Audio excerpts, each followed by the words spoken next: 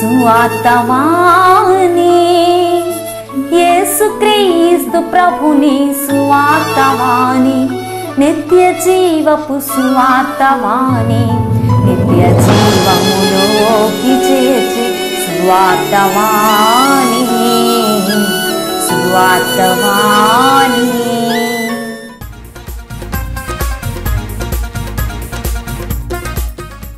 సువార్తవాణి ప్రేక్షకులకు ప్రభు అయిన యేసుక్రీస్తునందు నా హృదయపూర్వకమైన వందనములు తెలియజేస్తున్నాను.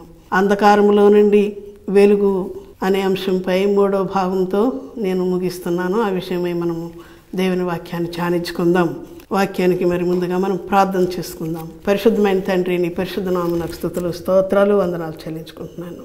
వాక్యము వినిచుండగా మనోనేత్రములను తెరిచి లేఖనమును ప్రవచనములను అర్థం చేసుకునే జ్ఞానం దయచేయమని మా ప్రభువును రక్షకుడైన యేసు ప్రభు పరిశుద్ధ నామమును బట్టి ప్రార్థిస్తున్నాను తండ్రి, ఆమేన్.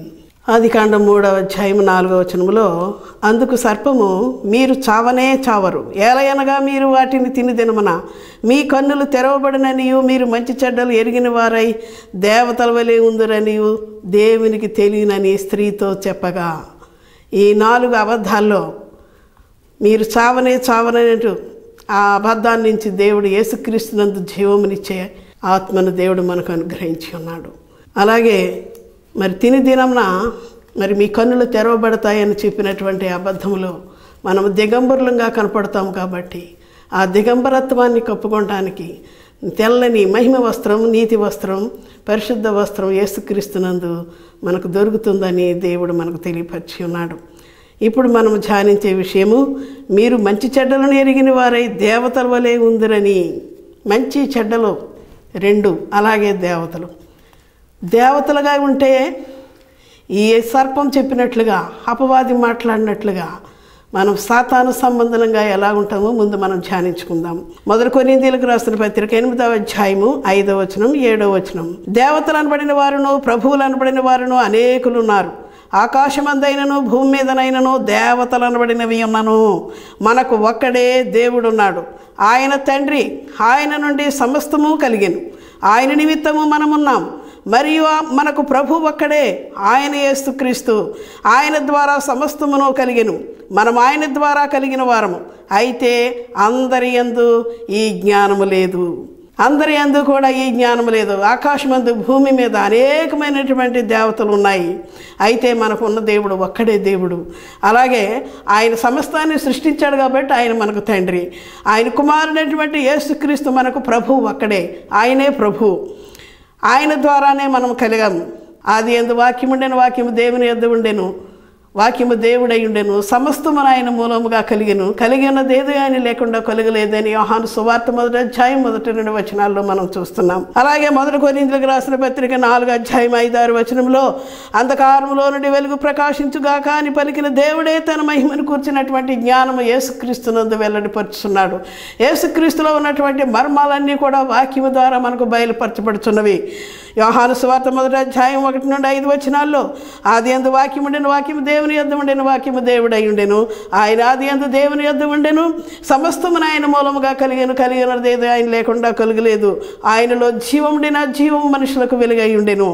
ఆ వెలుగు చీకటిలో ప్రకాశించుతున్నది కానీ చీకటి దాన్ని గ్రహింపకుండెను అని దేవుడు మాట్లాడుచు ఉన్నాడు వాక్యం ద్వారా. మరి యోహాను సువార్త 17వ అధ్యాయం 17వ వచనంలో కూడా, సత్యమందు వారిని ప్రతిష్ఠ చేయము, నీ వాక్యమే సత్యం అనేటటువంటి ఆ సత్యములో మనల్ని ఉంచడానికి అది యేసుక్రీస్తునందే దాచి ఉంచాడు దేవుడు మనకి. యెహెజ్కేలు గ్రంథం 28వ అధ్యాయం 2-5 వచనాలు చదివితే, నరుడు దేవతలాగుంటే దేవుడు వానిని ఎలాగా మరి ఉద్దేశిస్తున్నాడో, ఎలాగ మాట్లాడుతున్నారో, మరి అది ఎంత దేవుని చిత్తానికి వ్యతిరేకమైందో ఈ వాక్యంలో మనం తెలుసుకుంటాం. నరపుత్రుడా, తూరు అధిపతితో ఇలాగ ప్రకటింపము, ప్రభువైన యెహోవా సెలవిచ్చినదేమనగా, గర్విష్ఠుడవై నేనొక దేవతనైనట్టు సముద్రం మధ్యలో నేను ఆసీనుడనై ఉన్నానని నీవు అనుకొనుచున్నావు. నీవు దేవుడవు కాక మానవుడు అయ్యుండియు దేవునికి తగినంత అభిప్రాయం కలిగి ఉన్నావు. నీవు దానియేలు కంటే జ్ఞానవంతుడవు. నీ జ్ఞానము చేతను నీ వివేకము చేతను ఐశ్వర్యము నొందితివి. నీ ధనాగారములోనికి వెండి బంగారములను తెచ్చుకొంటివి. నీకు కలిగిన జ్ఞానాతిశయమును తను వర్తకము చేతను నీ విస్తారమైన ఐశ్వర్యమును సంపాదించుకుంటివి. నీకు ఐశ్వర్యము కలిగినదని నీవు గర్వించిన వాడవైతివి. ఐశ్వర్యం కలిగిందని గర్విస్తున్నావు. నీవు నరుడివై ఉండి దేవతలాగా నీవు అనుకుంటున్నావు. దేవుడికున్నంత అభిప్రాయాన్ని నీవు కలిగి ఉన్నావు కాబట్టి ఇది దేవునికి ఇష్టమైంది కాదు. నీవు నరుడవు, ఆకాశ మధ్యములో సముద్రం మధ్యన అసీనుడై ఉన్నాను అనుకుంటున్నావు. ఆకాశమందున్న దేవుడు నిన్ను చూస్తున్నాడు. నీవు మానవుడవు, అయితే దేవునికి కలిగి ఉన్నంత అభిప్రాయాన్ని నీవు కలిగి దేవునికి వ్యతిరేకమైన పని చేస్తున్నావని తూరు అధిపతితో సెలవిస్తున్నాడు. యెరూషలేమును ఆనుకొని ఇశ్రాయేలీయులకు స్వాస్థ్యాలను ఆనుకొని ఉన్నటువంటి ఆ దేశాలు ఇవి తూరు సీదోను పట్టణాలు. ఆ తూరు అధిపతితో చెబుతూ, నువ్వు ఇలాగా బంగారము వెండి సమస్త ఐశ్వర్యాలు సంపాదించుకొని లోక సంబంధమైనటువంటి జీవితంలో ఉంటున్నావు. నరులు దేవతలు ఎప్పటికీ కారని ఈ వాక్యం ద్వారా మనము తెలుసుకుంటున్నాం. అలాగే మొదటి కొరింథీయులకు రాసిన పత్రిక 2వ అధ్యాయం 7వ వచనములో దేవుని జ్ఞానము మర్మమైనట్టుగా బోధించుచున్నాము. ఈ జ్ఞానము మరుగయుండెను, జగదుత్పత్తికి ముందుగానే దీనిని దేవుడు మన నిమిత్తము నియమించెను. ఇది ఈ లోకాధికారుల్లో ఎవరికి నీ తెలియదు. అది వారికి తెలిసిన ఎడల మహిమా స్వరూపియగు ప్రభువును సిలువ వేయకపోయి ఉందురు. అపోస్తలుడైనటువంటి పౌలు గారు, దేవుని జ్ఞానం మర్మమైనట్టుగా మేము బోధిస్తున్నాం. ఇదందరికీ పూర్వకాలం తెలియపరచబడలేదు. ఇప్పుడే ఆ జ్ఞానాన్ని మా ద్వారా దేవుడు తెలియపరుస్తున్నాడు. అంధకారంలో నుండి వెలుగు కలుగ్గా కాని పలికిన దేవుడే తన మహిమను కూర్చున్నటువంటి జ్ఞానము యేసుక్రీస్తునందు వెల్లడిపరుచుతున్నాడని ఆయన మాట్లాడుతూ ఉన్నారు. మొదటి కొరింథీయులకు రాసిన పత్రిక 2వ అధ్యాయం 10వ వచనములో, మనకైతే దేవుడు వాటిని తన ఆత్మ వలన బయలుపరిచి ఉన్నాడు. ఆ ఆత్మ అన్నిటినీ దేవుని మర్మములను కూడా పరిశోధించుచున్నాడు. దేవునికి స్తోత్రం. ప్రభువే ఆత్మ కాబట్టి ఆ ప్రభువు ఆత్మ వలన ప్రతి విషయాన్ని మాకు బయలుపరుస్తున్నాడు. ఆ దేవుని మర్మాలను కూడా మాకు తెలియపరిచి ఉన్నాడు కనుక ఆ జ్ఞానంతో మేము మీకు ప్రకటిస్తున్నాము అని ఆయన మాట్లాడుతున్నాడు. నిజంగా లోకాధికారులు ఎవరికైనా తెలుసుంటే కనుక మహిమాన్వితుడైనటువంటి మహిమా స్వరూపి అయినటువంటి ఆ యేసు ప్రభు అని వారు సిలువ వేయక పోయి ఉందరు. వారు మనోనేత్రములకు యుగ సంబంధమైనటువంటి దేవత గురుడితనం కలుగు చేయటం వల్ల వారు అలాగ చేసి ఉన్నారు. ఎఫెసీయులకు రాసిన పత్రిక 3వ అధ్యాయం 5-11 వచనాల్లో, ఈ మర్మం ఇప్పుడు ఆత్మమూలముగా దేవుని పరిశుద్ధులకు అపోస్తలులకును ప్రవక్తలకును బయలుపరచబడి ఉన్నట్లుగా పూర్వకాలముల యందు మనుషులకు తెలియపరచబడలేదు. ఈ మర్మమేదనగా అన్యజనులు సువార్త వలన క్రీస్తు యేసునందు యూదులతో పాటు సమాన వారసులను ఒక శరీరమందలి సాటి అవయవములను వాగ్దానములో పాలివారులనై ఉన్నారన్నదియే. ఆ మర్మం ఏంటంటే ఆత్మమూలంగా మాకు దేవుడు బయలుపరిచినటువంటి ఆ మర్మము మరి ఇప్పుడు బయలుపరిచినట్టుగా పూర్వమందున్న మనుషులకు తెలియపరచబడలేదు. దేవుని యొక్క మహాకృప యేసుక్రీస్తును బట్టి తన మహిమను కూర్చున్నటువంటి జ్ఞానము యేసుక్రీస్తు ద్వారా మనకు బయలుపరిచి ఉన్నాడు. ఏంటంటే ఆ మర్మం ఏమిటంటే అన్యజనులకు సువార్త, యూదులు కాని వారికి సువార్త క్రీస్తు యేసునందు మరి ప్రకటించబడాలి. యూదులతో పాటు సమాన వారసులు ఒక శరీరమందల సాటి అవయములు వాగ్దానములో పాలువారినై ఉన్నారన్నదే. యూదులకున్న గొప్పతనం ఏంటి? ఎందుకంటే యూదులు గొప్పవారే. యేసుక్రీస్తు ప్రభు యోధా వంశంలో జన్మించాడు. అలాగే దేవోక్తులు యూదులు పరం చేయబడి ఉన్నాయి. ఇందుచేత మరి యూదులు సున్నతి పొంది ఉన్నారు. ప్రతి దాంట్లోనూ దేవుడు ప్రత్యేకించినటువంటి జనాంగముగా ప్రత్యేకమైనటువంటి మరి జనులుగా దేవుడు ఎంచుకున్నాడు ప్రపంచ దేశంలో ఉన్నటువంటి జనాంగం అంతట్లోనూ కూడా. అందుచేత దేవుని యొక్క ప్రజలుగా వారు ఎంచబడ్డారు కాబట్టి వారు అబ్రహాముకు చేసిన వాగ్దానంలో ఉన్నారు కనుక ఆ అబ్రహాముకు చేసిన వాగ్దానంలో మనము కూడా మరి పాలివారం అవ్వాలి. ఒక శరీరం అందరి సాటి అవయములుగా, అంటే ఒక కన్ను ఉంది, రెండో కన్ను కూడా ఇచ్చాడు దేవుడు, రెండు సమానంగా ఉండాలి.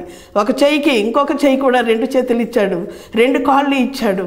అన్ని సాటిగా ఉండాలని యూదులతో పాటు సమానంగా ఉండేటటువంటి ఆధిక్యతను అన్యజనులకు కలుగు చేయాలన్నదే ఈ మర్మం యొక్క రహస్యము యొక్క మరి బయలుపాటని అపోస్తలుడైన పౌలు మాట్లాడుతున్నాడు. మంచి చెడ్డలు తెలివినిచ్చే వృక్షఫలము వారు తిన్నప్పుడు మంచి చెడ్డలు ఎరిగిన వారై మరి దేవతల వలె ఉంటారంటున్నాడు. ఈ దేవతల్లాగుంటే మరి నరుడివై ఉండి నేను దేవుణ్ణి అనుకోవటం అనేక మంది నరులు మేము దేవుళ్ళమని అవతారమని బాబాలమని మరి నరులు దేవునితో సమానం చేసుకుని మరి హెచ్చించుకున్నట్టుగా మనం ఈ దినాల్లో చూస్తున్నాం. మొదటి యోహాను రాసిన పత్రిక 2వ అధ్యాయం 16-17 వచనాల్లో, లోకములో ఉన్నదంతయు అనగా శరీరం శరీరాశయు నేత్రాశయు జీవపుడంబమును తండ్రి వలన పుట్టినవి కావు, ఈ పరలోకాన్ని నుండి వచ్చినవి కాదు, అవి లోక సంబంధమైనవే. లోకమును దాని ఆశయు గతించిపోవును గాని దేవుని చిత్తమును జరిగించువాడు నిరంతరము నిలుచును.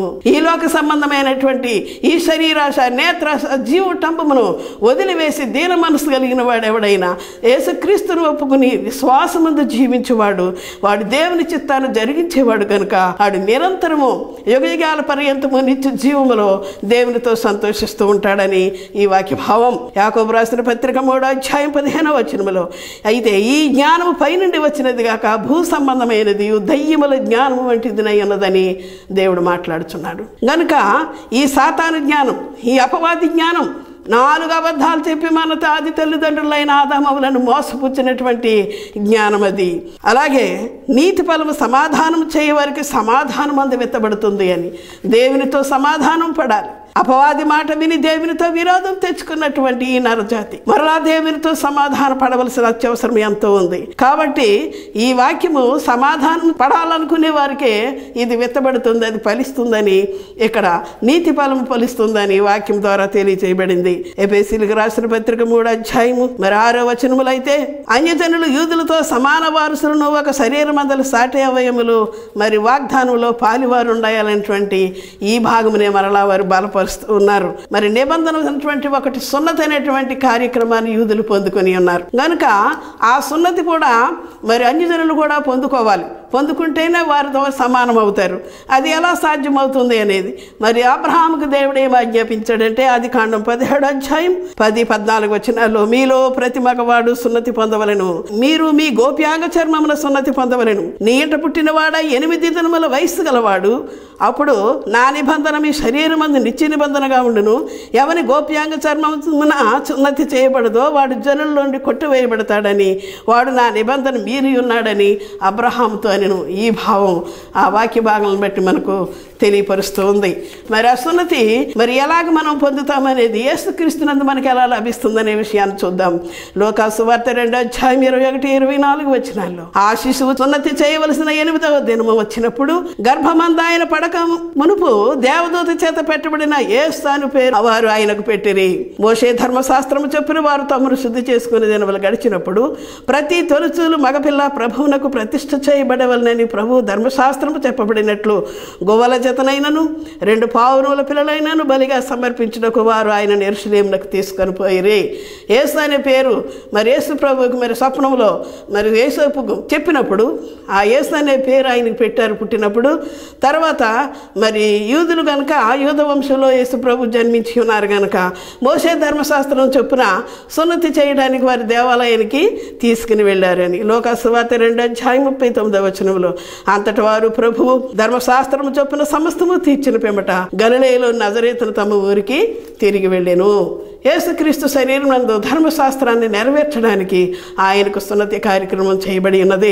కొలసీలకు రాసిన పత్రిక 2వ అధ్యాయం 13-15 వచనాల్లో మరియు అపరాధముల వలనను శరీరమందు సున్నతి పొందకయుండుట వలనను మీరు మృతులై ఉండగా దేవుడు వ్రాత రూపకమైన ఆజ్ఞల వలన మన మీద రుణముగాను మనకు విరోధముగా నుండిన పత్రమును అనగా ధర్మశాస్త్రాన్ని మేకులతో సిలువకు గట్టి దాని మీద చేవ్రాతను తుడిచివేసి మనకు అడ్డము లేకుండా దానిని ఎత్తివేసి మన అపరాధములన్నిటినీ క్షమించి ఆయనతో కూడా మిమ్మల్ని జీవింపచేసెను. ఆయన ప్రధానులను అధికారులను నిరాయుధులుగా చేసి సిలువ చేత జయోత్సవంతో వారిని పట్టి తెచ్చి బాహాటముగా వేడుక కనపరచెను. అన్యజనులమైనటువంటి మనలను మరి బాహాటంగా వేడుక కనపరిచాడు ఆయన. ఎలాగనంటే ఆయన ప్రధానులను అధికారులను నిరాయుధులుగా చేశాడని. ఏ ప్రధానులు అధికారులు? యూదుల్లో ఉన్నటువంటి పెద్దలు, శాస్త్రులు, పరిసయ్యులు వీరే కదా యేసుప్రభుని సిలువ వేశారు. వారే కాదండి, ఇంకా ఉన్నారు ప్రధానులు, పెద్దలు. ఎఫెసీయులకు రాసిన పత్రిక 6వ అధ్యాయం 12వ వచనములో మీరు పోరాడున్నది శరీరులతో కాదు కానీ వాయుమండలాధిపతితోనూ దురాత్మల సమూహంతోనూ మీరు పోరాడుతున్నారు. ప్రధానులు, అధికారులు అక్కడ ఉన్నారు. ప్రస్తుత సంబంధమైన ఆ లోకనాథులతో కూడా మీరు పోరాడుతున్నారని అక్కడ దేవుడి వాక్యం తెలియపరుస్తూ ఉంది. అటువంటి వారందరినీ నిరాయుధులుగా చేసి అన్యజనులమైన మనము, సున్నతి లేనటువంటి మనము, మన అపరాధ చేత వలనను ఇంకా శరీరం మీద సున్నతి పొందకపోవటం మనం మృతులై ఉన్నాము. మృతులై ఉన్నటువంటి వారిని దేవుడు మరి వ్రాత రూపకమైనటువంటి ఆజ్ఞలను మనం చేయక్కర్లేకుండా యేసు ప్రభు వారే వాటిని ఆచరించినందువలన మనకు ఆ సున్నతి శరీరం మీద చేయబడలేదని వాక్యం తెలియపరుస్తున్నాడు. కొలసీలకు రాసినటువంటి పత్రిక 2వ అధ్యాయము 11వ వచనంలో మీరును క్రీస్తు సున్నతి యందు శరీరేచ్ఛలతో కూడిన స్వభావం విసర్జించి ఆయన యందు చేతులతో చేయబడని సున్నతిని పొందితిరి. దేవునికి స్తోత్రం. యేసుక్రీస్తు ప్రభువునందు చేతులతో చేయబడినటువంటి సున్నతిని మనం పొంది ఉన్నామని దేవుని వాక్యం మాట్లాడుచున్నాడు. రోమీయులకు రాసిన పత్రిక 4వ అధ్యాయం 11వ వచనంలో సున్నతి లేని వారైనను నమ్మిన వారికందరికీ అతడు తండ్రి ఎగుట వలన వారికి నీతి ఆరోపించుటకై అతడు సున్నతి పొందక మునుపు తనకు కలిగిన విశ్వాసము వలనైన నీతికి ముద్రగా సున్నతి అను గుర్తును పొందెను. చేతులతో చేయబడినటువంటి సున్నతి యేసుక్రీస్తు ప్రభువు నందు మనం పొందుకున్నాం. ఎందుకంటే ఆయన శరీరం అంతా కార్యం నెరవేర్చబడింది కాబట్టి మనకు అక్కర్లేదు అని దేవుని వాక్యం మాట్లాడుతున్నాడు. అయితే సున్నతి లేని వారైనప్పటికీ నమ్మిన వారికి, యేసుక్రీస్తు నందు విశ్వాసం ఉంచిన వారికి నమ్మకమైన ఏమైనా దేవుణ్ణి నమ్మడం అనే విషయంలో అతడు తండ్రి అయి ఉన్నాడు. అలాగే విశ్వాసులందరికీ తండ్రి అని ఆయన చెప్పబడి ఉన్నాడు. కనుక ఇది సున్నతి అనేటువంటి గుర్తు పొందక మునిపే దేవుడు అతని నమ్మకాన్ని నీతిగా ఎంచాడు. కాబట్టి ఆ నీతిగా ఎంచినటువంటి దాని గుర్తుగా మరి శరీరం అందు సున్నతి అనే దాన్ని ముద్రగా పొందాడని దేవుని వాక్యము మాట్లాడుచున్నది. మరి రోమీయులకు రాసిన పత్రిక 2వ అధ్యాయం 28-29 వచనం అయితే బాహ్యమునకు యూదుడైన వాడు యూదుడు కాడు, శరీరమందు బాహ్యమైన సున్నతి కాదు, అయితే అంతరంగమందు యూదుడైన వాడే యూదుడు. మరియు సున్నతి హృదయ సంబంధమైనదై ఆత్మయందు జరిగినదే గాని అక్షరము వలన కలుగునది కాదు. అక్షరం అంటే ధర్మశాస్త్రం, దేవుని చేతితో దేవుని వ్రేలుతో రాతి పలకల మీద వ్రాయబడినటువంటి అది అక్షరము వలనటువంటి ధర్మశాస్త్రం. కాబట్టి అంతరంగమందు యూదుడైన వాడు, యేసుక్రీస్తునందు విశ్వాసం నుంచి ప్రతివాడు కూడా చేతులతో చేయబడినటువంటి సున్నతిని పొంది ఉన్నాడని దేవుని వాక్యం ద్వారా బయలుపరిచి ఉన్నాడు. అలాగే అటివానికి మెప్పు మనుషుని వలన కలుగుతుంది కానీ దేవుని వలనే కలుగుతుంది, మనుషుల్లో కలుగుదు. నీవు యూదుడు కావు, యూదులుగా మనం జన్మించలేదు, యూదుడుగా మనం పెరగలేదు, ఆ శరీరం అందు సున్నతి మనకు చేయబడలేదు. అయితే ధర్మశాస్త్రంలో ఉన్న విధులన్నీ మనము నెరవేర్చలేదు. అవన్నీ కూడా యేసుక్రీస్తునందు నెరవేర్చబడినదై మరి దేవుడు ఆ బాల్యం మరి 8 దినముల వయసునందు యేసుక్రీస్తు ప్రభు వారు శరీరం అందు పొందినటువంటి సున్నతిని బట్టి అది మనకును ఆరోపించబడిందని దేవుని వాక్యంలో మనము చూస్తున్నాం. రోమీయులకు రాసిన పత్రిక 3వ అధ్యాయం 21-22 వచనాలు ధ్యానించినట్లయితే ఇట్లుండగా ధర్మశాస్త్రమునకు వేరుగా దేవుని నీతి బయలుపడుతున్నది, దానికి ధర్మశాస్త్రమును ప్రవక్తలను సాక్ష్యం ఇచ్చుచున్నారు. అది యేసుక్రీస్తు నందలి విశ్వాసము మూలమైనదై నమ్ము వారికి అందరికీ కలుగు దేవుని నీతి అయినది. దేవునికి స్తోత్రం. యేసుక్రీస్తు ప్రభునందు మన విశ్వాసం ఉంచడం ద్వారా అది విశ్వాసం మూలమైనదై మరి విశ్వసించే వారికి అందరికీ, యేసుక్రీస్తు నమ్మిన వారందరికీ కూడా దేవుని నీతి అని దేవుని వాక్యం బయలుపరుస్తున్నాడు. రోమీయులకు రాసిన పత్రిక 3వ అధ్యాయం 28వ వచనంలో కాగా ధర్మశాస్త్ర సంబంధమైన క్రియలు లేకుండా విశ్వాసము వలననే మనుషులు నీతిమంతులుగా తీర్చబడుతున్నారని ఎంచుచున్నాం. దేవునికి స్తోత్రం. ధర్మశాస్త్ర సంబంధమైనటువంటి ఈ క్రియలు కాదు కానీ మరి యేసుక్రీస్తు అన్నటువంటి విశ్వాసం మూలంగానే మనము నీతిమంతులుగా తీర్చబడుచున్నాము, ఎంచబడుచున్నామని దేవుని వాక్యం స్పష్టంగా బయలుపరుచున్నారు. రోమీయులకు రాసిన పత్రిక 8వ అధ్యాయం 1 నుండి 4 వచనాలు కూడా మనం ధ్యానించినట్లయితే కాబట్టి ఇప్పుడు క్రీస్తు యేసునందున్న వారికి ఏ శిక్షా విధియు లేదు.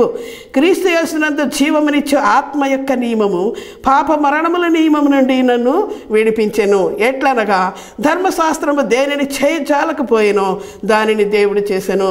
మన శరీరము మన ఆత్మకి, శరీరానికి ఆత్మకి విరోధంగా ఉన్నది. ఒక పాప నియమం మన శరీరంలో ఉంది. మనం చేస్తానన్నటువంటి ఆ మంచి పనిని అది చేయనివ్వదు. అయితే దేవుని యొక్క ఆత్మ నియమము అది మంచి పనులు చేయనిస్తుంది. కనుక ఇప్పుడు ఈ వాక్యమును బట్టి మరి క్రీస్తు యేసునందున్న వారందరికీ, యేసును నమ్ముకున్న వారందరికీ కూడా ఇంకా ఏ శిక్ష, ఏ విధి కూడా ఇంక లేదు. క్రీస్తునందు మరి జీవమునిచ్చే ఆత్మ యొక్క నియమము పాప మరణాల నియమాల నుంచి నన్ను విడిపించిందని ఇక్కడ వాక్యం మాట్లాడుచున్నాడు. ఎట్లనగా మరి ధర్మశాస్త్రం దేనిని చేయించాలకపోయినో దానిని దేవుడు చేశాడు. ఎలా చేశాడనంటే మరి 3వ వచనంలో శరీరమును అనుసరింపక ఆత్మను అనుసరించి నడుచుకుని మనయందు ధర్మశాస్త్ర సంబంధమైన నీతి విధి నెరవేర్చబడవలెనని పాప పరిహారము నిమిత్తము దేవుడు తన సొంత కుమారుని పాప శరీర ఆకారముతో పంపి ఆయన శరీరమందు పాపమునకు శిక్ష విధించెను. ధర్మశాస్త్ర సంబంధమైనటువంటి ఆ నీతి విధి యేసుక్రీస్తులో నెరవేర్చబడటానికి మరి మన పాపముల యొక్క పరిహారం నిమిత్తము ఆయన సొంత కుమారుని ప్రాయశ్చిత్తముగా ఆ పాప శరీరాకారముతో మానవునిగా జన్మింపజేసి మరి ఆయన శరీరమందు పాపానికి శిక్ష విధించి మనల్ని ఆ శిక్షా విధి నుంచి తీసివేసి ఉన్నాడు గనుక మరి ఇప్పుడు మరి క్రీస్తు యేసునందున్న వారికి ఏ శిక్షా విధియు లేదు. దేవునికి స్తోత్రం. రోమీయులకు రాసిన పత్రిక 10వ అధ్యాయం 4వ వచనములో కూడా విశ్వసించు ప్రతివానికి నీతి కలుగుటకై క్రీస్తు ధర్మశాస్త్రమునకు సమాప్తి అయినాడు. దేవునికి స్తోత్రం. ధర్మశాస్త్రం అంతటినీ కూడా సమాప్తి చేసి దాన్ని జరిగించినటువంటి నీతిమంతుడైన మహిమాన్వితుడైన యేసు ప్రభువునందు మనం విశ్వాసం ఉంచినట్లయితే మరి మనందరికీ కూడా దేవుని నీతి కలుగుతుందని దేవుని వాక్యం మాట్లాడుతున్నాడు. మరి అలాగే అబ్రహాముతో మనం సమాన వారసులు అవ్వాలి, యూదులుగా ఉండాలి, స్వతంత్రులుగా ఉండాలి, వాగ్దానములోను మరి అన్నిటిలోనూ కూడా మనము మరి వారితో పాలివారై ఉండాలని ఆ మర్మాన్ని అపోస్తుడైన పౌలు దినమందు మనకు తెలియపరుస్తున్నాడు. రోమీయులకు రాసిన పత్రిక 4వ అధ్యాయం 3వ వచనములో లేఖనమేమి చెప్తున్నది? అబ్రహాము దేవుని నమ్మెను, అది అతనికి నీతిగా ఎంచబడెను. అబ్రహాం దేవుని యందు విశ్వాసం ఉంచాడు. ఎటువంటి విశ్వాసం అంటే రోమీయులకు రాసిన పత్రిక 4వ అధ్యాయం 17వ వచనంలో కూడా తాను విశ్వసించిన దేవుని ఎదుట అనగా మృతులను సజీవులుగా చేయవాడును లేని వాటిని ఉన్నట్టుగానే పిలిచివాడునైన దేవుని ఎదుట అతడు మనకందరికీ తండ్రి అయి ఉన్నాడు. మృతులను సజీవులుగా చేసేవాడు, లేకుండా అదృశ్యంగా ఉన్న వాటిని అట్లా ఉన్నట్టుగానే పిలిచేవాడు. అవునండి, వర్తమాన భూత భవిష్యత్ కాలంలో ఎరిగినటువంటి గొప్ప దేవుడు కనుక ఆయనకు అది తగును. ఆయన మహిమ యొక్క మరి ప్రభావం అటువంటిది, ఆయన శక్తి అటువంటిది కనుక మరి ఆ శక్తిని అబ్రహాము నమ్మాడు. రోమీయులకు రాసిన పత్రిక 4వ అధ్యాయం 23-25 వచనముల్లో కూడా అది అతనికి ఎంచబడినని అతని నిమిత్తము కాదు కానీ మన ప్రభు అయిన యేసును మృతుల్లో నుండి లేపిన వాని యందు విశ్వాసముంచిన మనకును ఎంచబడినని మన నిమిత్తమును కూడా వ్రాయబడిను. దేవునికి స్తోత్రం కలుగాక. అది అతనికి అబ్రహాముకు మాత్రమే కాదు, అయితే యేసుక్రీస్తుని మృతుల్లో నుంచి లేపినటువంటి వాని యందు మనం విశ్వాసం ఉంచినట్లయితే అది మనకు కూడా ఎంచబడుతుందని మనకు కూడా మన నిమిత్తము కూడా వ్రాయబడింది. ఆయన మన అపరాధముల నిమిత్తం అప్పగింపబడి మనము నీతిమంతులముగా తీర్చబడుటకై లేపబడెను. యేసుక్రీస్తు ప్రభు వారు మరి సమాధిలో నుండి తిరిగి లేచారు అని అంటే, సిలువ వేయబడ్డారంటే మరి ఆయన మన అపరాధముల నిమిత్తము ఆయన అప్పగింపబడ్డాడు. మనము నీతిమంతులుగా తీర్చబడ్డానికి ఆయన లేపబడ్డాడు. మరి లోకాసు సువార్త 13వ అధ్యాయం 29వ వచనంలో మరియు జనులు తూర్పు నుండి పడమటి నుండి ఉత్తరము నుండి దక్షిణము నుండి వచ్చి దేవుని రాజ్యంలో కూర్చుందరు. తూర్పు నుంచి పడమటి నుంచి ఉత్తరాన్ని నుంచి దక్షిణాన్ని నుంచి కూడా వచ్చి దేవుని రాజ్యంలో కూర్చుంటారు. ఎందుచేత అంటే యేసుక్రీస్తునందు విశ్వాసం ఉంచాలి. యేసు ప్రభువునందు విశ్వాస వాక్యం ఏంటంటే ఆ విశ్వాస వాక్యము మన హృదయంలో ఉండాలి, మన నోట్లో ఉండాలి, మన యొద్ద ఉండాలి. వాక్యము నీ యొద్దను నీ నోటను నీ హృదయంలోనూ ఉన్నది, అది మేము ప్రకటించే విశ్వాస వాక్యమే. అదేమనగా యేసు ప్రభు నీ నోటితో ఒప్పుకొని దేవుడు మృతుల్లో నుండి ఆయన లేపినని నీ హృదయం అందు విశ్వసించిన యెడల నీవు రక్షింపబడదువు. ఏలయనగా మనుషుడు నీతి కలిగినట్లు హృదయంలో విశ్వసించను, రక్షణ కలిగినట్లు నోటితో ఒప్పుకొనును. దేవునికి స్తోత్రం. మనం ఈ విధంగా యేసుక్రీస్తు ప్రభువునందు సంపూర్ణమైన విశ్వాసం ఉంచినట్లయితే మరి జనులు వస్తున్నారు, గుంపుగా వచ్చినటువంటి ఆ పరలోక రాజ్యం అందు కూర్చున్న వారితో సమానంగా మనము కూర్చుంటాం. యూదులు మరి దేవుని యందు నిరీక్షణ గలవారు, దేవుడు గలవారు, వారందరూ అబ్రహాముతో మరి ఉంటారు, పరలోకమందు వారు ఉంటారు. అయితే మరి మనం యేసుక్రీస్తు ప్రభువునందు విశ్వాసం ఉంచినటువంటి వారు ఎక్కడి నుంచి వస్తారు? తూర్పు నుండి పడమటి నుండి ఉత్తరాన్ని నుండి దక్షిణాన్ని నుండి జనులు అనేక మంది వచ్చి పరలోక రాజ్యంలో కూర్చున్న వారిలో మనమును ఒకరమై ఉంటాము. అలాగే మరి లోకాసు సువార్త 13వ అధ్యాయం 28వ వచనం కూడా ధ్యానం చేస్తున్నట్లయితే అబ్రహాము, ఇస్సాకు, యాకోబు సకల ప్రవక్తలను దేవుని రాజ్యములో కూర్చుంటయు వారితో మనము కూడా సమానంగా కూర్చుంటాం. మత్తయి సువార్త 8:12 కానీ రాజ్య సంబంధులు, అపవాది సంబంధులు, లోక సంబంధులు, కానీ రాజ్య సంబంధులు వెలుపటి చీకటిలోనికి త్రోయబెడుదురు, అక్కడ ఏడ్పును పండ్ల కొరుకుట ఉండును. ఈ లోక సంబంధము, ఈ శరీరాశ, నేత్రాశ, జీవపు డంబం, ఇవన్నీ కూడా మరి మనిషిని ఆవరించినట్లయితే ఆ పాపపు జీవితాన్ని విడిచిపెట్టలేనటువంటి వారు, అలాగే యేసుక్రీస్తు నిజమైన దేవుడని నమ్మనటువంటి వారు వెలుపటి చీకటిలోనికి త్రోయబడతారు. వెలుపటి చీకటి అనగా నరకము, నిత్యాగ్ని. ఆది అందు దేవుడు మరి చీకటిని వెలుగుని వేరుపరిచాడు. మరి వెలుగు కలుగుగాక అని ఆజ్ఞ ఇయ్యగా వెలుగు కలిగెను. దేవుడు వెలుగు మంచిదైనట్టు చూచెను, మరి చీకటి చెడ్డగా ఉంది కనుక చీకటిని వెలుగును దేవుడు వేరుపరిచాడు. ఆ వేరుపరిచినటువంటి ఆ గొప్ప చీకటిలోనికి, నరకాగ్నిలోనికి, నిత్యాగ్నిలోనికి వారు యేసుక్రీస్తును నమ్మని వారందరూ కూడా త్రోయబడుదురని దేవుని వాక్యం మాట్లాడుతున్నాడు. మరి అక్కడ ఏడ్పును పండ్లు కొరుకుటయి ఉంటాయని మార్కు సువార్త 9:48 చెప్పిన విధంగా నరకమున అగ్ని ఆరదో పురుగు చావదు, నీవు మంటి పురుగు వల్లేనే ఉంటావు.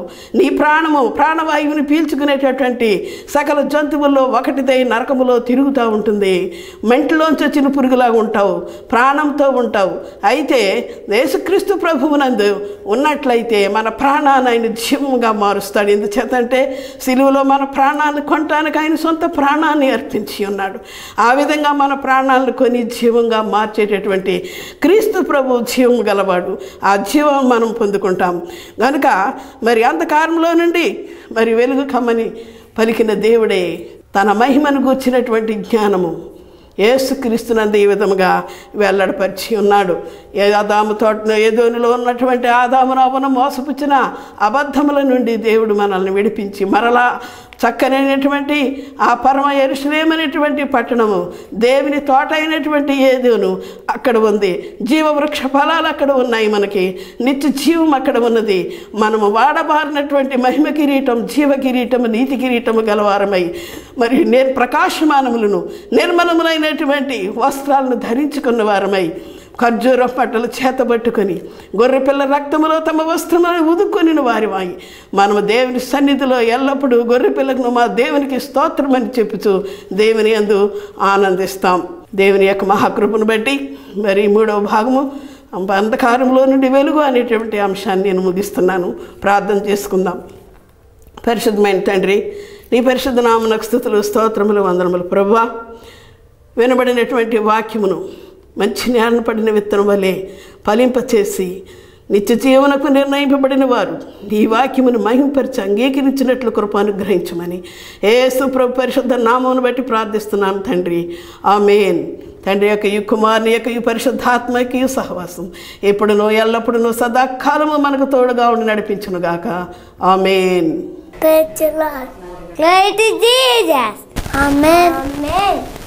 మా ministry address pastor reverend T Sarath Babu garu missionary, eternal life ministries, Gollavilli, Uppalaguptam మండలం, తూర్పుగోదావరి జిల్లా.